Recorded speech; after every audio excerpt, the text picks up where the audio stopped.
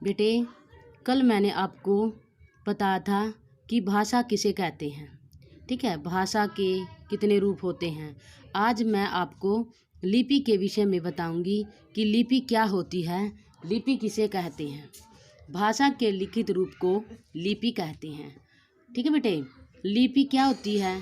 लिपि को मैं आपको विस्तार से बताती हूँ। किसी भी भाषा को लिखने के लिए प्रयोग किए जाने वाले निश्चित चिन्हों को लिपि कहते हैं।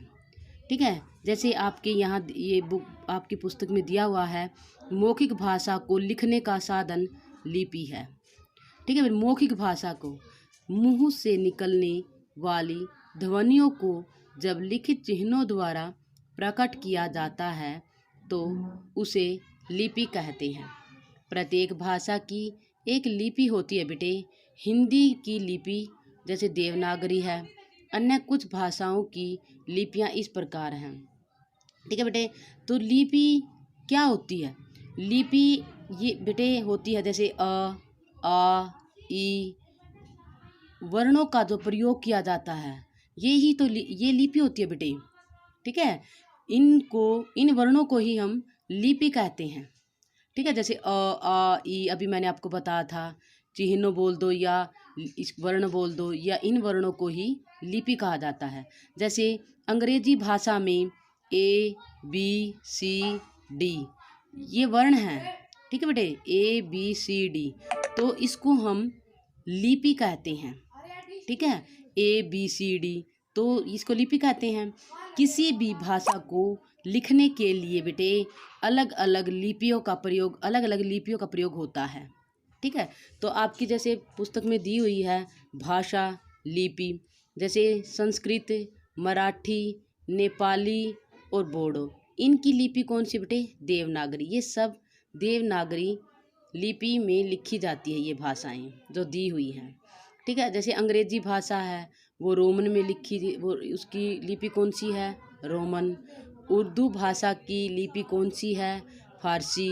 पंजाबी भाषा की लिपि कौन सी है, गुरुमुखी। प्रत्येक लिपि को अलग तरीके से लिखा जाता है। हम चाहें तो किसी भाषा को अनेक लिपियों में भी लिख सकते हैं। जैसे बेटे, जैसे ये लिखा हुआ सामने देखिए, कमल। कमल किस में लिख दिया, ये देवनागरी लिपि में लिखा गया। ये देवनागरी मैंने अभी बताया था, क म ल, कमल। तो बेटे ये क्या है, ये वर्ण है, अलग अलग जो वर्ण है, यही तो लिपि होती है बेटे, इसको तो हम लिपि बोलते हैं। जैसे अभी अंग्रेजी में जैसे अंग्रेजी लिपि में क अ म अ ल, कमल। रोमन लिपि में इसको लिखा गया है। ये अंग्रेजी का जो आपके सामने जो अंग्रेजी का जो शब्द दिया है, उसको वो रोमन लिपि में लिखा गया बेटे। अभी आपके सामने फारसी लिपि में जो लिखा हुआ है, ये देखो सामने बुक में या आपकी पुस्तक में जो आपके सामने है बेटे, ये फारसी लिपि में लिखा गया है। ठीक है, तो यदि आपसे कोई प्रश्न पूछा जाए, यदि आपके पेपर में कोई प्रश्न आ जाए कि बेटे बताओ अंग्रेजी भाषा किस लिपि में लिखी जाती है। ठीक है, यदि ये आ जाता है अंग्रेजी भाषा किस लिपि में लिखी जाती है, तो आप उसका उत्तर दोगे अंग्रेजी भाषा रोमन लिपि में लिखी जाती है।